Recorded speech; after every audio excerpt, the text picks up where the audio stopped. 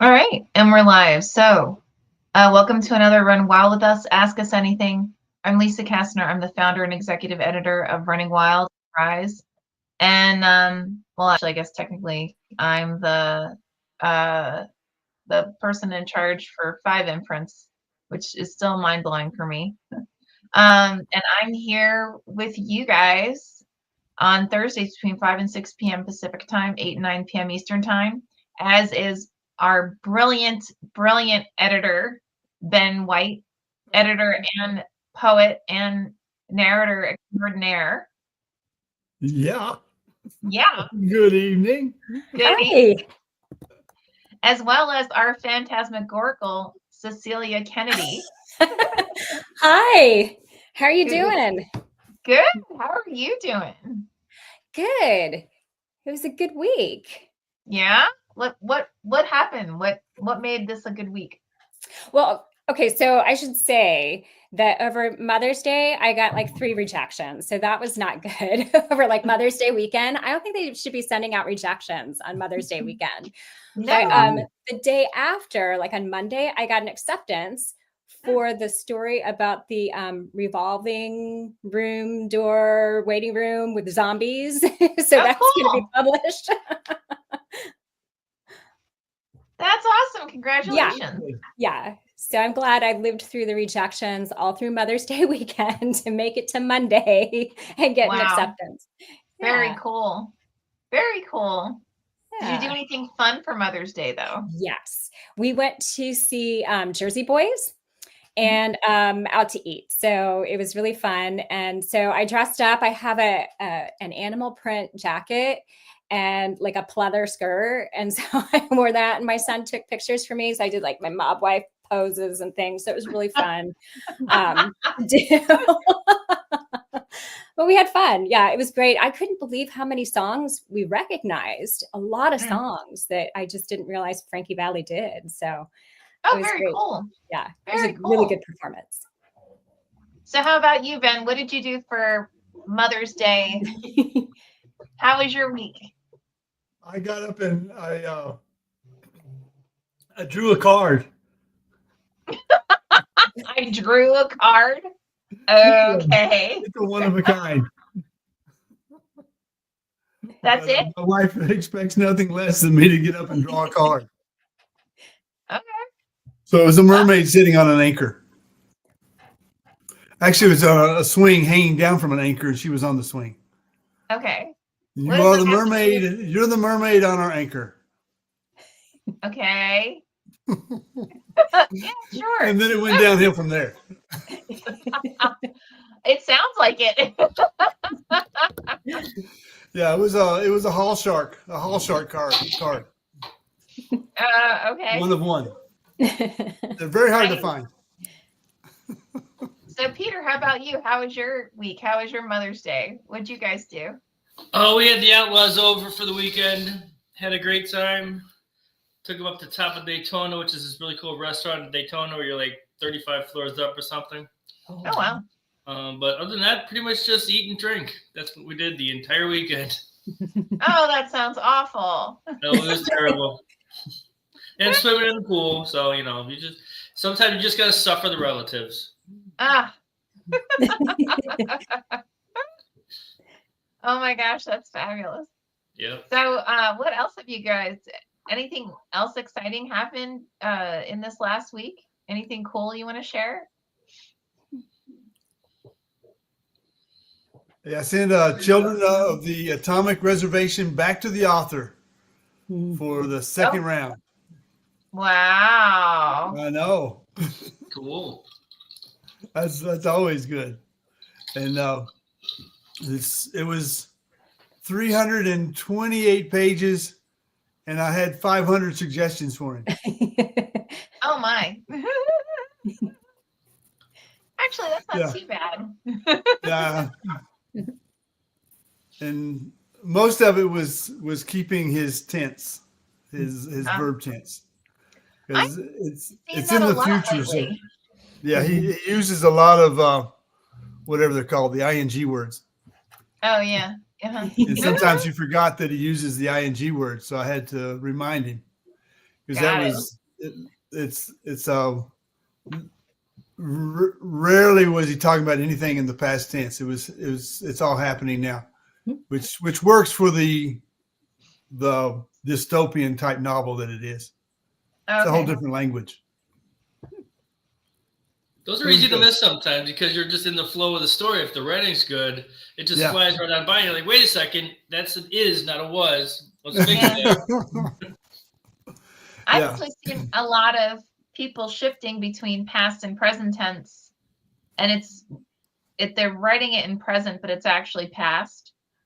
So it's like, and what's funny is some of the authors, one guy actually responded to me and he was like, "Oh my God, thank you for catching that." Like he just got so engrossed in the story that he forgot, like as he was, writing it, what if this was the past versus the present. So that is really easy to miss. Yeah. Mm-hmm. Especially when you're in the moment, for sure. Mm-hmm. Yeah. Oh yeah, totally. Yeah, I sent in a manuscript to a friend who was a beta reader for my manuscript, and she came back and told me, "Do you realize the first half of your story uses first person plural before you switch into I?" And I was like, "Oh, that would be a problem." I hadn't realized I had done that.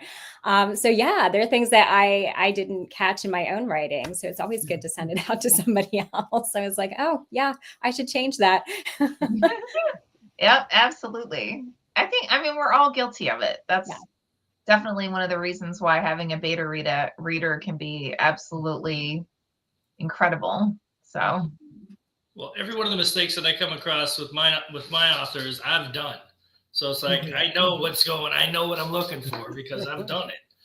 And I'm still writing rough drafts and I'm like, I'm still doing it. So it's like, that's why the second draft gets done, third draft before a beta reader. But yeah. Yeah, absolutely.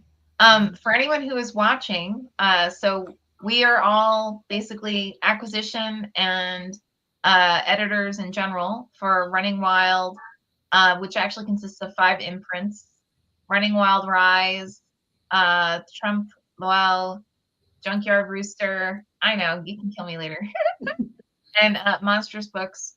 And we publish anything from short story anthologies to novella anthologies to novels to memoirs to creative nonfiction. And we are actually going to start doing graphic novels starting next year, which is fantastic. And we've been around almost 10 years. Actually, next year is our 10-year anniversary. And this is your shot to ask us whatever the hell you want. So wherever you are, whatever venue, whether it's YouTube or Facebook or Twitter or Instagram or LinkedIn, just go ahead, toss your question into the comments section of whatever venue you're watching this. And basically how it works is I will repeat the question. We'll take turns responding to it. And we just take it from there. Now, if you're watching this and it is not Thursday between 5 and 6 p.m. Pacific time or 8 and 9 p.m. Eastern time, it's all good. You can still just go ahead and toss your question into the comments section because we do go back and check throughout the week just to see if anybody has come forward with anything. So just wanted to throw that out there and make sure everybody knew, everyone who's watching or anyone who's watching the recording, so that you understand the rules of the game. So I don't know about you guys, like I'm in the middle of the final stages of editing a memoir. I have 28 of 33 novellas I still have to finish editing for our upcoming novella anthology, which I think is actually technically the 10th edition. Yeah, that would make sense. Duh. And then I still have my own work that I'm finishing, which then I have a sneaking suspicion I'm going to hand it off to you like this. You're reading something and part of you says, I don't think this is quite right. And you keep going through it and you keep editing it. And then even like, no matter how much you do it, you still feel like, I don't think this is quite right. I've had a few moments like that. So I look forward to the big red pen coming out. Here, man, fix it. Fix No. it. No, usually it's more like, Lisa, did you realize that you did this? And then I'm like, oh shit, no. Yikes. Did you know that in this chapter he's 5 years old and in this chapter he's 500? Oops. Oh, that could be a problem. Oops. Yeah. So anyway, have you guys got any like interesting questions from either authors or editors or just like people in general? How do we get authors out of their own heads? Because they see the scene, they see they hear the sounds, they taste the taste, they smell the smells. How do you get them to put that on the page? Because some authors, you're reading blind because you really have no idea where you are, other than a few details that don't add up to the full picture. I mean, your mind is working overtime trying to imagine the scene, where it's competing with your reading because you can't pay attention to the words because you're building a scene that is not what the author is giving you. What do you guys do about that? There's an old cheat I learned ages ago that get a bunch of highlighter pens and tell them like, highlight physical descriptions, highlight in yellow, scents in blue. If you find that like someone's using a lot of internal monologue, and therefore it's so basically thoughts, which means it's not being shared across to other characters, highlight all those instances as well. And you can do similar, anything where someone's doing it consistently and it's a weakness within their writing capabilities. Ask them to just highlight. They don't have to do the whole thing. Maybe just like print out like 10 or 15 pages and do that exercise. Because then what it does is it forces them to see, like physically see and identify when they're doing whatever it is that is that weakness, right? So like I had one author,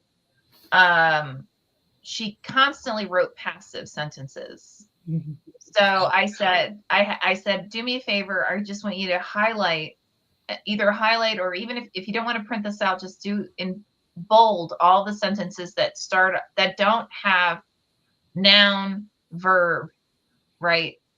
That's not the sentence structure. And then I want you to go back and rewrite it so that the noun verb agreement is it's active, right? So it's not ing verbs basically. And that you're actually using real verbs. Like it's an actual like run, not was thinking, right? Or, like that kind of thing. So really kind of make it so that it's something where it's much more active and so on. And she was like, oh yeah, no problem. Now, mind you, she was actually a gorgeous writer. Her writing was beautiful. It's just that she needed to learn how to tighten up her sentences as well as the actions that occurred within the story. And I never heard from her again. And to be honest, this was actually something that I did back in the day when I first started writing short stories. I did this myself whenever I wrote, is I would do this similar exercise. So it's also great, like if you're a writer and you feel like you're doing something that's not quite working, highlighting that section, because sometimes, again, that'll help pull it forward. Another big weakness a lot of people have, and this is more of that mind dump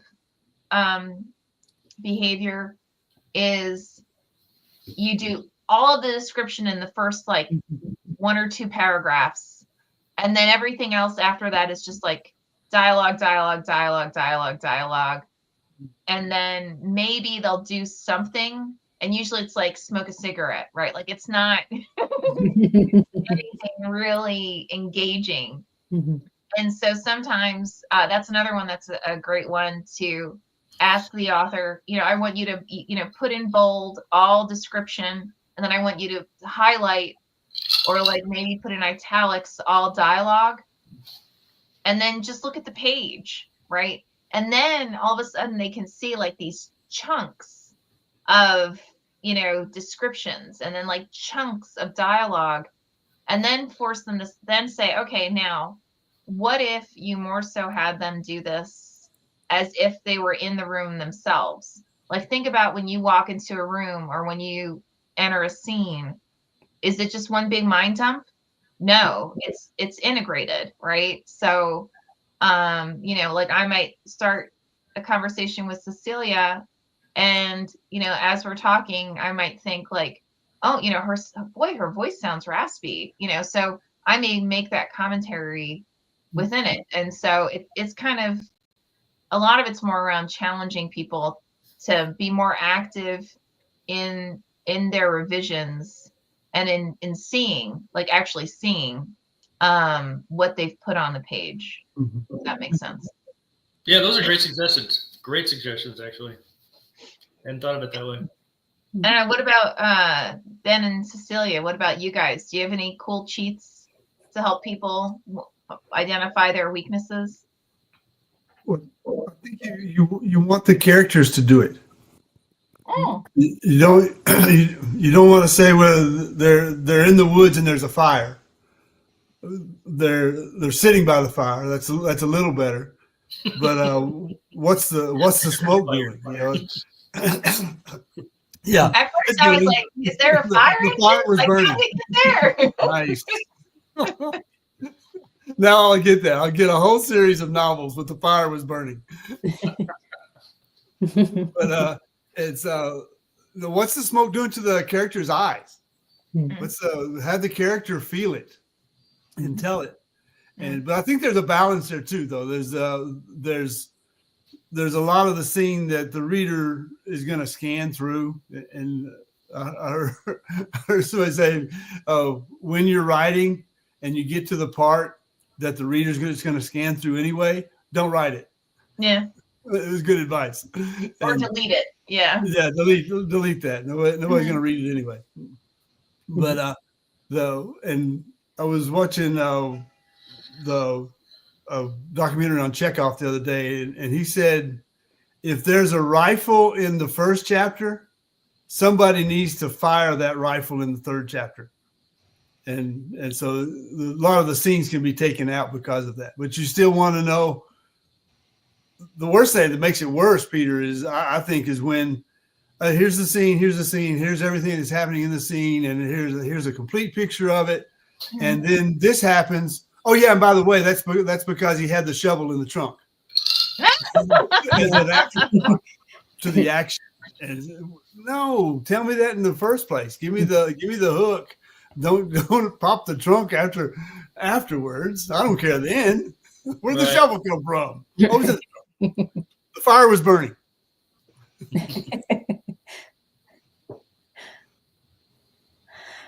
Cool. How about you, Cecilia? Do you have any like cool cheats? I don't know if it's cool, but I do get a lot of authors sometimes who really, really just want to drive a certain symbol home in a work. And so it might be a repetition of something like a color. A lot of times it's a color, orange, and it appears so many times. And I want to take a drink every time I see it, and it doesn't become a symbol anymore to me. So I do have them just run the search, just write in your Word document, how many times does it pop up? And many times it's a lot, and they're like, but I don't want to lose it. And so it's just trying to define, when do we need to see it? You don't have to see it as often as you need. You can leave those breadcrumbs, but you don't have to leave them everywhere. So that's one of the main things that I've noticed with many of that. They just really want to drive those symbols home. And I'm like, let readers figure it out. Let them just kind of put the pieces together. You put them there, and then that's half the fun of reading too. You don't want to be told everything. You want to figure it out. Actually, that's a great point. Sorry, go ahead, Peter. No, that is a great point. For me, I like to incorporate scene as part of the character's emotional status, the emotional state of mind, or emotional state, rather. Because how a teacher sees a classroom or how a camper sees a fire is different from how the scoutmaster sees the fire. And what they're thinking about, what they're concerned about, gives great insight into the character on the page. Whereas just describing, well, he was big and strong, big and tall and tough and mean. Whereas, okay, that's external, but when we get to him watching the fire, we're seeing how he's worried about the sparks getting close to the tent. So we're incorporating it into the story as opposed to it's just being stamped into the book, onto the page, so that it has no relevance to the story other than being a description kind of thing. No, that's a great point. Yeah, absolutely. Well, this week I've had a lot of like, I think they get so into their own dialogue that like they forget that the reader doesn't know who the hell's talking, because it'll be a room with like 3 or 4 or 5 different characters. And I mean, what's said is pithy, don't get me wrong. You know, like it's, you know, it's fun or clever, but the problem, like everyone in the room is fun and clever. So I have no idea who is saying, you know, whatever it may be. So I ended up putting a lot of like, so who's saying this? And, you know, like why? And the other big one is you can tell when an author is figuring a story out through the dialogue, and they're figuring out the characters of the dialogue, and they haven't bothered to go back and figure out what's actually needed for this story to work. Because you can end up with pages and pages and pages of dialogue that, I mean, it might be fun, but it's got nothing to do with nothing. And there comes a point where the reader's like, but why am I reading this? Right? Like, what's the purpose of me even, like, why do I care? You know?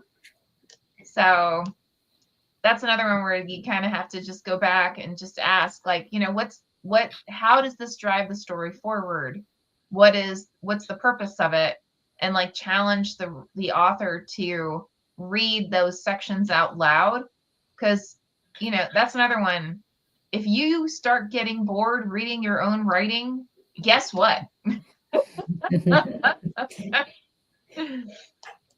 It's a pretty good bet that the reader's gonna be bored before you start getting bored.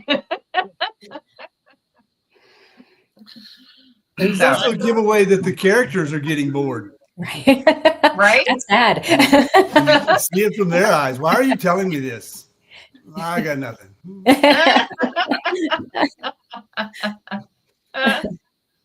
that's, yeah. Pulse check. What do you do between dialogue when you have the beats? Sometimes I'm finding that they're reading more like stage directions than actual. Wow. Like somebody needs to sit down and stare into space and put their head in their hand or something like that. I'm seeing a lot of that. Sometimes I feel like it can be eliminated, or maybe it can be replaced by a setting that's a happy accident. Things are happening in the setting that contribute to the dialogue as well. So yeah, I'm noticing a lot of that. A lot of the beats in between dialogue are just, I don't know, putting your hand on your head or things that I can see, but they read like stage directions rather than something that contributes to the dialogue. I don't know if you've noticed that, or if you try to. What do you do when you see that? Do you just try to direct the author into like maybe trying something different or just eliminating it? Well, I was thinking about this today with Hemingway's, like, movement is not action. So just because a character is doing something and laying their head on their hand or whatever like that, that's not giving us any information about the character or the story or anything. Have them do something that reflects the plot of the story that makes sense within the moment. I mean, yes, they have to go from one place to the other place, but they don't have to walk there. They don't have to run there. They just have to be there. The reader will make that jump with them. Right. So stuff like that, if it's necessary, like you were saying with the color, then it should be there for a point, but not as a lean back on, okay, we need to have the character do something kind of thing, if that makes sense. I mean, to me, it feels like writing it drops on the floor like a brick. It's just like just completely loses the momentum of the story. Mm-hmm. I don't know. What about you, Ben? Yeah, I would agree with Peter. There may be a balance between, well, this is script writing or is this storytelling? Right. And if I don't want to read a script, because scripts are not fun to read, and they're just one notch below plays. Well, they are basically. They are plays. Yeah. Well, okay, then they are plays, but with the flow of the story, you want it to be meaningful and have some reason and not just filler. So, well, I've got a lot of dialogue, but I want to break it up, so I'm going to put that filler in there. And I think that may be the reason some authors do it, is to putting down the glass and looking out the window. Mm-hmm. Wait a minute, you're in a closet. There's no windows. But it helped the story flow. So I think it comes down to not just good writing, but good storytelling.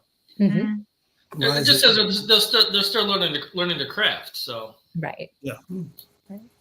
I know for me, for use of those like physical directions, I guess you could say, I try to only use it when I feel as though it's adding to the relationship among the characters within that scene. So I wrote a short story recently for a anthology, and it's set in the time of Vikings.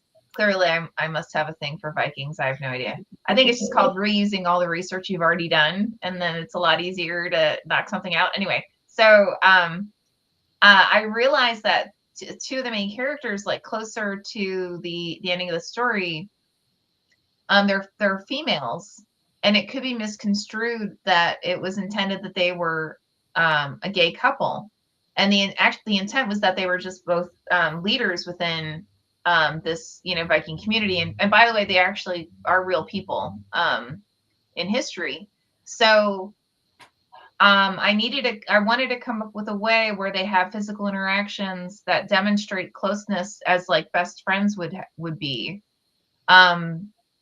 So you have that little bit of intimacy, but not where someone may say, oh, well, obviously, just because they're two female leaders and they're Vikings, clearly, they must be, these machismo gay partners. So that for me, without saying, hey, they're just best friends, leveraging their physical interactions, it was using it in that way. I think back, Cecilia, to your point, so many times it's much more effective. Like, don't tell me, allow me to construe what's occurring in terms of the relationship among the characters without saying, they're best buds. Right. Like I should be able to figure it out by how they physically interact and how they talk to one another. So if that comes across as one person seeing it one way and another reader seeing it another way, that's good. Call that victory. Yeah. And then they have a discussion at the Great Book Club, and they can talk about it then and say, no, that's the way I didn't see it that way. I saw it this way. And that's a good conversation about the book. And that's what a good book should do. Yeah, absolutely. Caroline Shannon Davenport says, hey guys, great to see you. Great to see you too, Caroline. So what is the storyline? So if you had to define a storyline, how would you define it?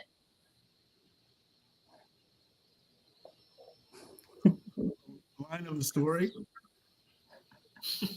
The line of the story. The fire is burning. The fire is burning. I mean, there's the cheat where it's a beginning, middle, and end. I was going to say that. Yeah, beginning, middle, end for me. It's just to streamline it that way. Yeah. I mean, a lot happens in the beginning, middle, and end. but yeah, when people ask me what's flash fiction, there's lots of different definitions, but at Flash Fiction Magazine, it's a story between 300 and 1,000 words, and it has to be a complete story, beginning, middle, end. It can't just be a scene. It can't just be a slice of life. It has to move. There has to be transformation of character. There has to be a setting, all of those things to make it a story. And very small. And I think that's the greatest challenge a lot of people have is that they don't realize they're only providing a vignette, right? Or they're just providing a snippet. Right. And so instead of actually providing something that has some type of fulfillment, because you can have, there are, thousands, if not millions of stories out there that have cliffhangers, but you feel fulfilled because you've gotten something out of the story itself, or you can anticipate what that cliffhanger is inferring, right? And those are some of my favorite stories of all time, but there's a fulfillment to it versus like a vignette where, okay, so you've introduced a bunch of characters and they're either talking around a lot or running around a lot, but there's no real purpose to it. And there's no accomplishment, right? There's nothing that the reader can grab onto at the end of the piece. And that's something a lot of people have a hard time with.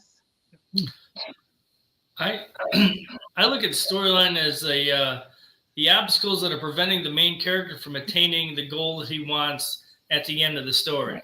And in a good story, there's opposing points of view, so that the antagonist also has their own goals that are thwarting the protagonist, but there's also rewards for both characters or both parties throughout the story, and who ultimately wins is what resolves the storyline. And plot twists are always great at the end, and when you build up to them, they're fantastic, but it's the obstacles that build the tension. And we watch television shows, and my wife's like, well, that's just dumb. I'm like, that's building tension for the story.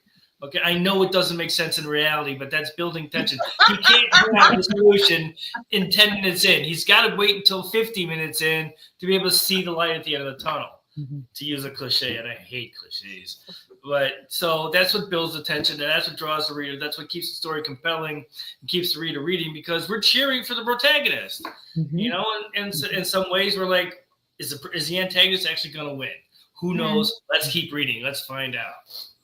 So,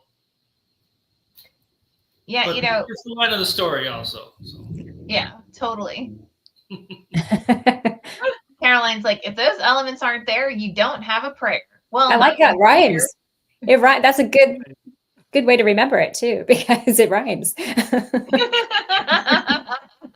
That's true.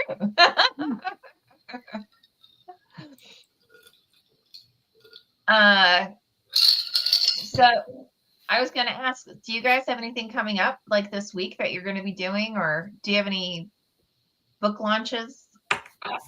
Anything fun? I just had a book launch. Curtis Smith just launched Deaf Heaven the other day. So I'm very excited for him. I mean, it's his third novel that I've edited. He keeps getting better as a writer, which means he keeps getting easier as an editor to work on his stuff, because he knows what he's doing. I mean, he's a fantastic author, and he just keeps you gripped. He keeps you involved in the story to the very end. The characters he creates are compelling.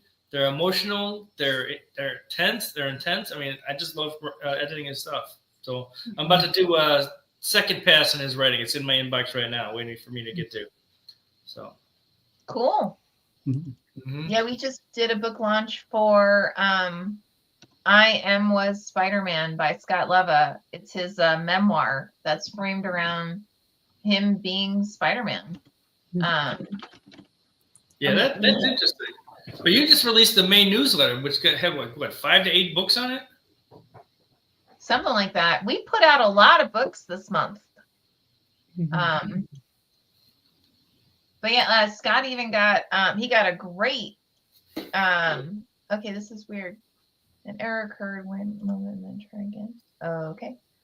He got an amazing Kirkus review and was actually featured in the Kirkus Review magazine that came out today, actually. So yeah. And we had a decent showing for his book launch. So that was a lot of fun. Yeah, that was a lot of fun. But yeah, we have a lot of books coming out. I think a lot of people were like, oh my gosh, I want my book to be out for the summer. And so they requested that the book come out in May. So it's like, well, okay, but realize that you're going to be coming out with a whole lot of other guys. But if you're cool with that, then awesome. It's all good. So it's interesting. So it's funny that you mentioned Curtis. I actually so Curtis reached out to me, and this is actually a question I get relatively frequently from authors who are with us. They'll ask like, so like if their local bookstore wanted to buy their book, do they always want to send them to me. You don't need to send them to me. I'm just an obstacle. So we are a traditional publisher, and but we use print on demand technology to print our books, and all that means is the printer that we use can print like 400 books in an hour. And because we have that flexibility, then we typically will do an initial print run of maybe like 100 books, something like that, maybe 200. Typically, it's actually based on the number of pre-orders that we receive. And then those books are then put out to a variety of warehouses. Now, in today's market, for whatever reason, like Amazon has regional warehouses, Ingram has regional warehouses, Barnes and Noble has their own regional warehouses. And so what they'll do is they'll go to our distributor, which is the third largest in North America, and say, I want 20 of like Deaf Heaven for my Barnes and Noble warehouse in the Midwest, right? So when those Barnes and Nobles that are affiliated with that warehouse then do a search to see if that book is available, it'll either show that there's books in the warehouse or that it has to be ordered, or whatever the case may be. So it's not on consignment. On consignment basically means that it's not available through one of the major distributors. It is, all of our books are available from all the major distributors. All they have to do is look it up, the title, the author, the ISBN is actually the easiest way to do it. And then if they see that it's out of stock, that doesn't mean you can't order it. It just means that you order it and then it's fulfilled. So the more frequently that books are ordered, we then will have it's more likely we're going to do bigger print runs, if that makes sense. So yeah, I mean, I'd say that's one of the biggest questions that I get about, like, how do I get a hold of my books and who do I send them to? I'm like, they all have a way to search it. All you got to do is give them that lovely little number underneath that barcode, the ISBN, and, magic can be made. So, but yeah, Curtis literally reached out to me this morning. Really? Yeah, with that question. Well, because some of the smaller retailers, some of like the local bookstores, if they haven't heard of us, because we're not a Penguin and we're not like a Simon & Schuster or whatever, they'll ask the author, is this a print on demand, or is this are they with a major distributor? Can I actually get this through Ingram? Because all they know is that they order all their books through Ingram, or they order all their books through Barnes and Noble, or they order all their books through like Simon and Schuster. But they don't understand what happens in the background, right? So, but that's one of the most frequent questions that I get.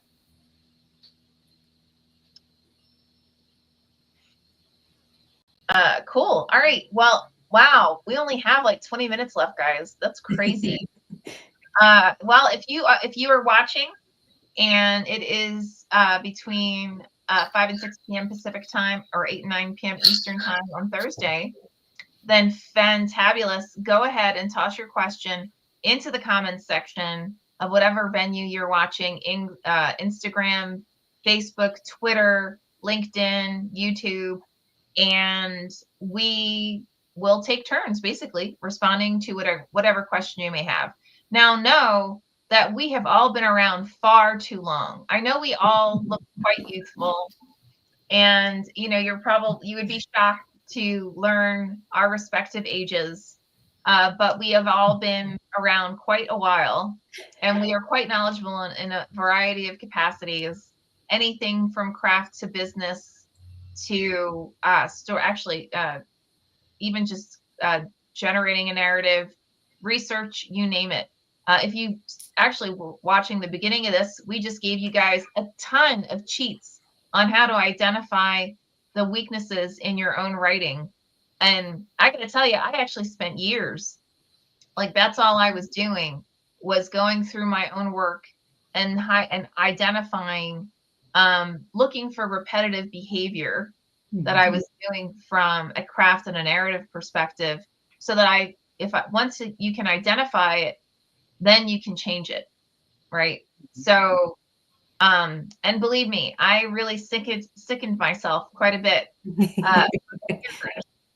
at the number or at the amount of just doofy things that I was doing that I didn't even realize until I started, using those kinds of like little cheats to enable myself to be much more self-aware. So out of curiosity, when you guys are editing your own work, how do you go about it? Like, what's your approach for self-revision? I have to put my work away for a long time in order to fully see it. So it might take me a while. I might write something and be like, oh, that was so good. I know this is so good. And then I put it away and I'm like, oh, it was not that good. So then I go through and just fix it. I just go through and I look for perspective. Did I jump around in perspective? Am I in several different characters' heads all at once? Who's speaking? I look for dead spots, like I'm really bored, or this joke really wasn't as funny as I thought it was.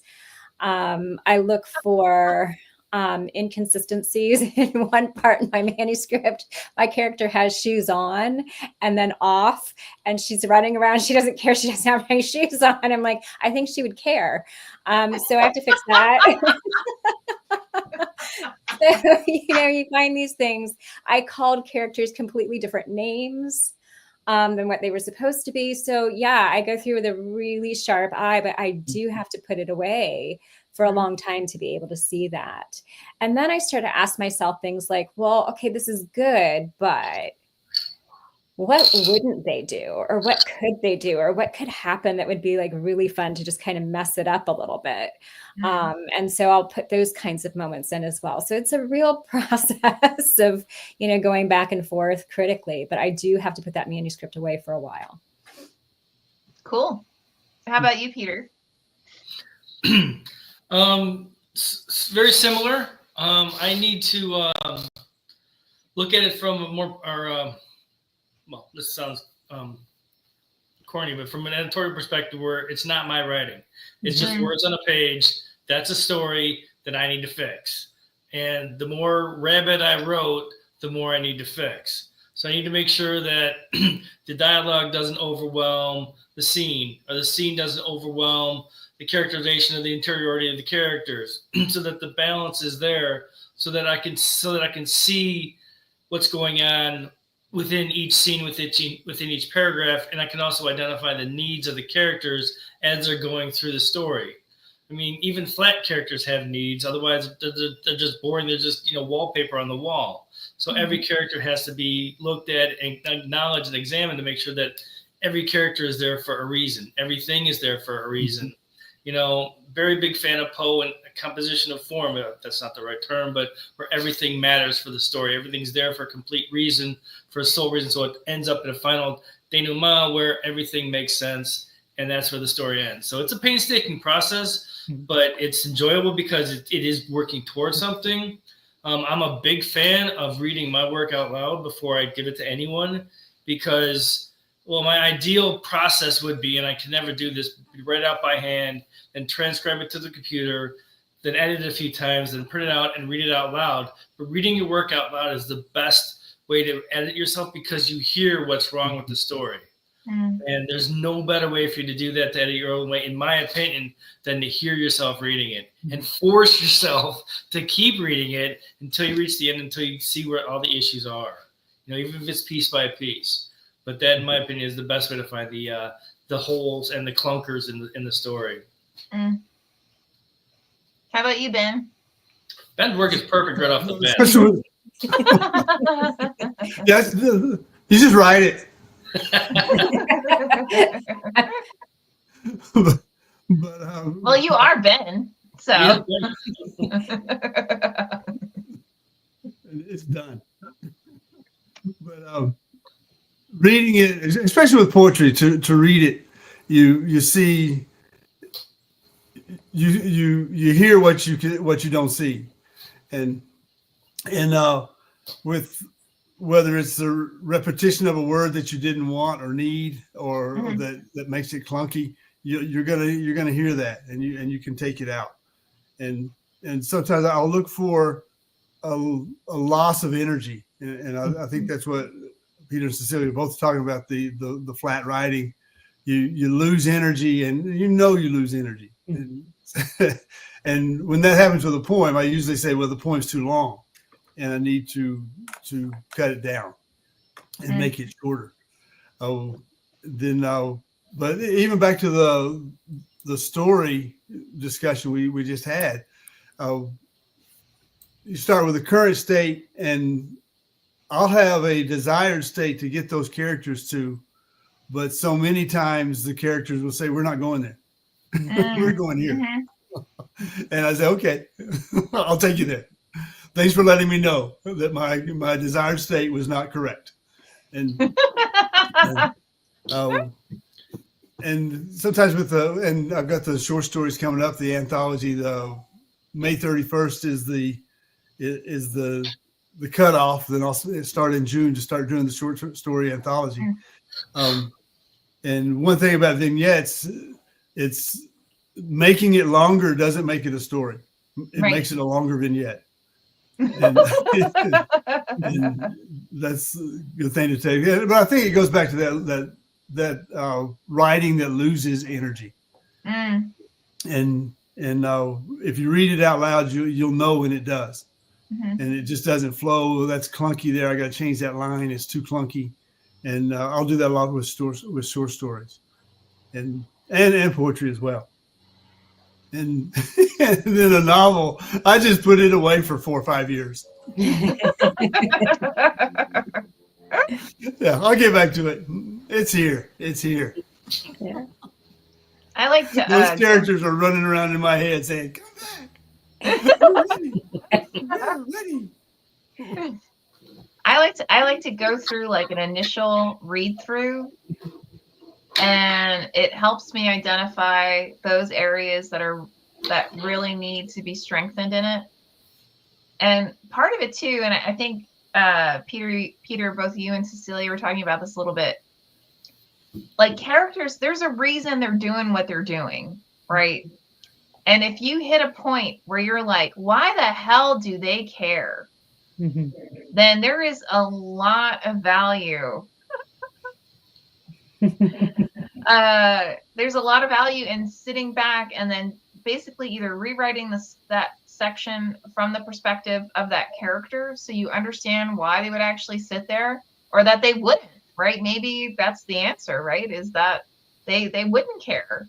And oftentimes too, it's when the dialogue doesn't quite ring true, it's doing that, because typically when you're writing a story,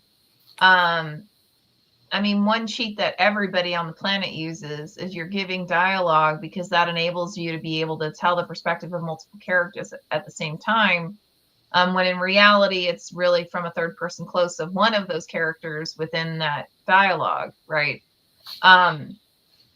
But there's just, if the characters don't have true motivation and they don't actually give a shit, then the reader's you may not know it as an author, but the readers, they'll know it immediately, and they will be more than happy to tell you why that was crap, as they should.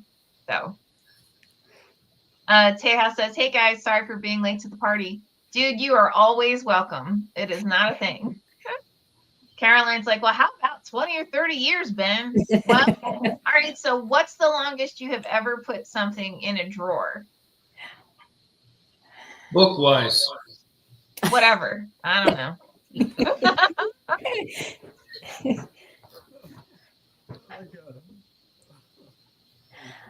I've got something at least 9 years old. Really? Okay. At least. Yeah, it'll never see the light of day. I don't like it. It's not coming out.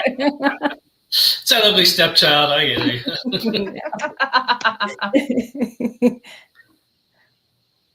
How about you, Ben? What do you think? Yeah, the novel I'm working on has been, I haven't touched it in, I think it's been 4 years. Okay. It's got 30,000 words. And the characters are wondering, what next? And you're like, hey, come on, we're good characters. Get back to us. How about you, Peter? I've got 3 books that are they're 4 cities old. So they're from 2005, 2010. Wow. So I wrote those in Chicago, and I'm in Florida now. So yeah, it's been a while. Yeah. I don't think they'll ever resurrect, but man, it was fun writing them. It was so much more fun, so much easier to write when I didn't know what the hell I was doing. Now that I know what I'm doing, it's like type this. Now it's hunt and peck it almost with what I'm writing, because I'm thinking about what I'm doing as opposed to just letting the creative art flow. That's the biggest issue. It's like I'm in my own way. But no, like Cecilia, I don't think I'll ever go back, because I don't think I can bear to look at that. It's like, oh my God, are you serious? But it was the launch pad, so. I have the beginning of a memoir that will never see the light of day. And I only did it for my MFA because the head of the program was like, you need to write a memoir. And I was like, well, if you'll give me an A, sure. Why not? And then I have a novel that I wrote in the late 90s that was like, I call that my tooth cutting one, because like it started off as like more of like a literary story, and then somehow I started getting bored, so I made it into like a mystery, and then I started getting bored with that, so it became more like a thriller, and then I started getting bored with that, and it became like this like sarcastic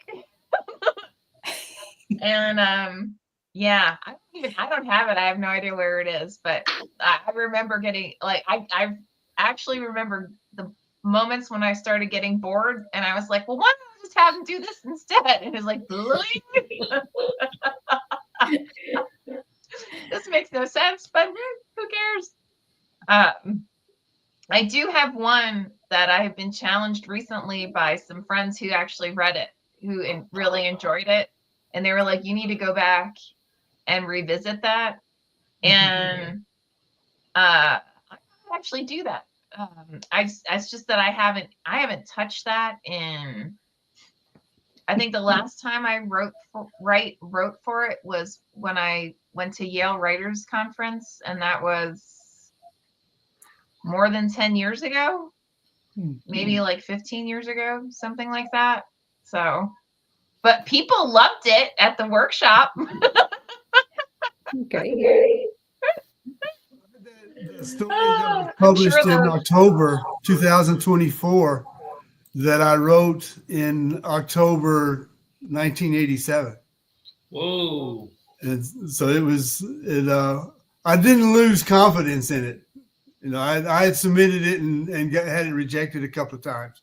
Mhm. But I said, well, they just don't know they don't know. What do they know? Now, wait. So what did you think though when you looked at it? Were you like, I'm a super genius. I was right. Of course. But it was I'd read it, and it was an October story. So at Halloween, it was always good to pull out and read. And then it finally got picked up by Shotgun Honey, and they were putting an anthology together. Yeah, and they were putting an anthology together for kind of the weird mystery / detective. It wasn't weird. It wasn't a mystery. And it didn't have a detective, but it fit. I knew it would. Dang, damn it. So even after, don't give up on it. Yeah. Yeah. Some things just need polish from a more mature perspective. Mm-hmm. I didn't need to polish that one, but. Well, Caroline says there is safety in time. Perspective comes with time, which means distance. Totally. And love it, Ben. What do they know? Obviously, they know nothing.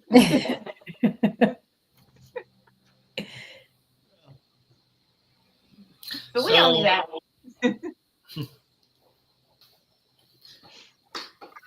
Holy moly, we only have 3 minutes left. Okay, guys, you've got 3 whole minutes to ask us whatever the hell you want. Otherwise, you're going to have to wait until next week for us to come back with some type of pithy, brilliant, whatever type of response.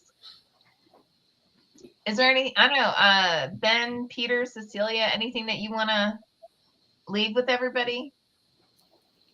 Well, the world lost a very great author a couple weeks ago. Mm-hmm. One of my mentors, Nahid Rockland, a Persian author who came to America to study at Columbia, I think. She's got a slew of novels out there.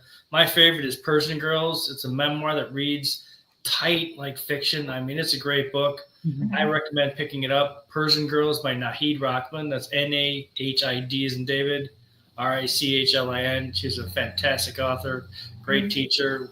We're going to miss her.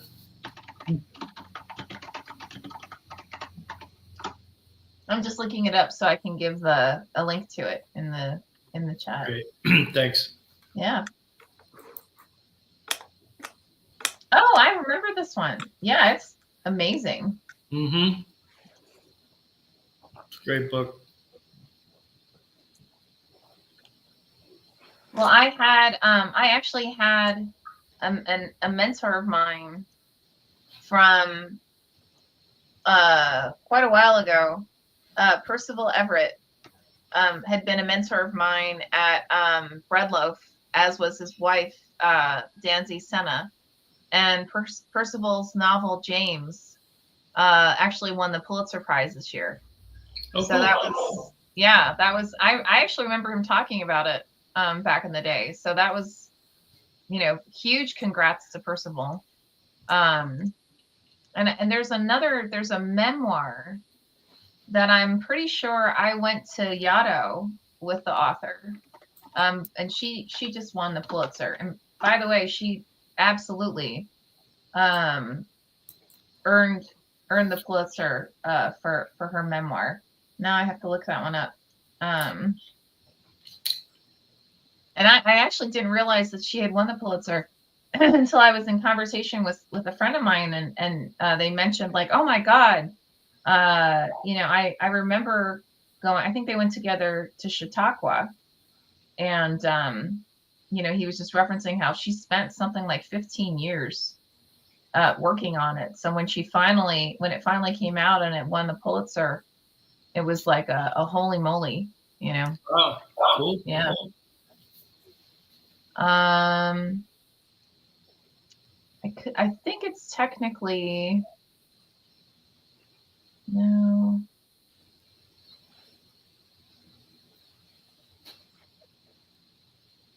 Feeding the Ghosts, a graphic memoir by Tessa Hall.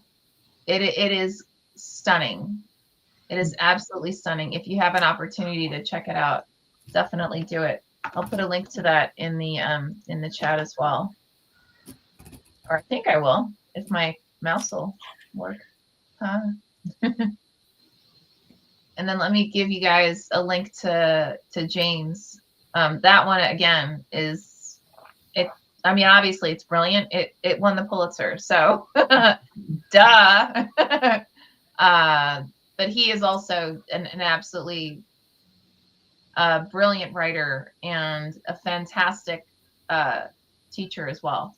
So, and I will put that in the chat for everyone. Definitely books worth picking up. So cool. All right. Wow, we're over time. Well, thank you everybody for joining us. As always, Ben, Peter, Cecilia, you guys are just like more than the A team. You're like the A double plus team. So we look forward to seeing everybody. Same bad time, same bad channel next week. So until then, have a fantastic time. Have a good week.